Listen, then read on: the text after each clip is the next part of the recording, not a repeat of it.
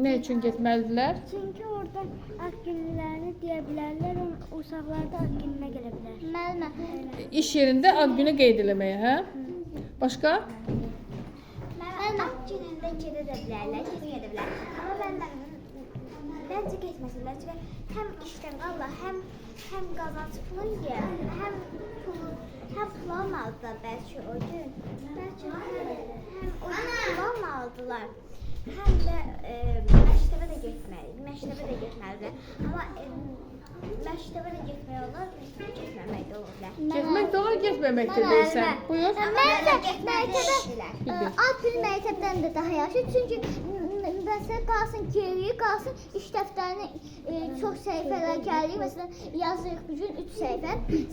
Bir sözlə demək istəyirsən ki, dərsdən qalırsan. Hansısa bir keçdiyimiz proqramdan qalırsan. Buyur.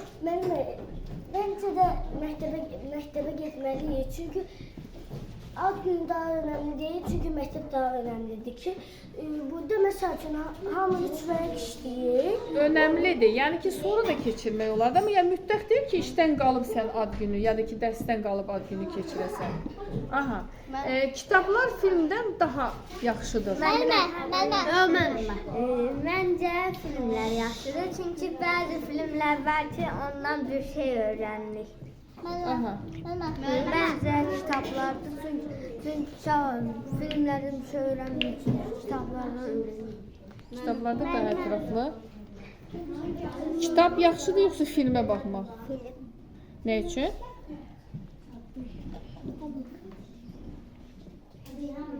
Yəni kitabla filmə baxmaq niyə önəmli sayırsan kitabdan? Çünki Fikrindir. orada maraqlı şey var.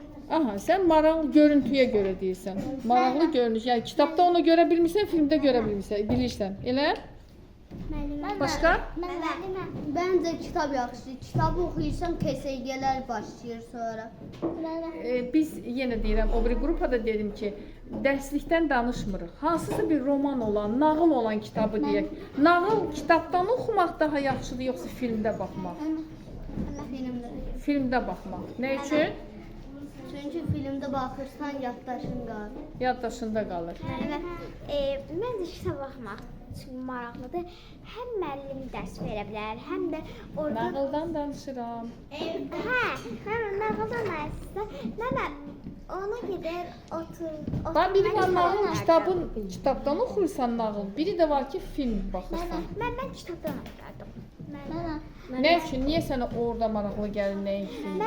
Məncə filmdə verilən maraqlı şeylərdən də orada da verirlər. Daha ətraflı. Bəli, məncə də o dediyi kimi filmdən kitab daha yaxşı. Kitab daha yaxşıdır. Məncə film daha filmdə baxmaq daha yaxşı. Çünki filmdə ona baxır, yaddaşında qalır, həm də orada məsələn Çox sağ olun da. Kitabdan məsələn onu yarısını verir, yarısını çox uzun olduğu üçün film ölçüdə ona yarısını verir, yarısını verir. Amma filmdə baxanda verirlər. Oldu, çox sağ olun.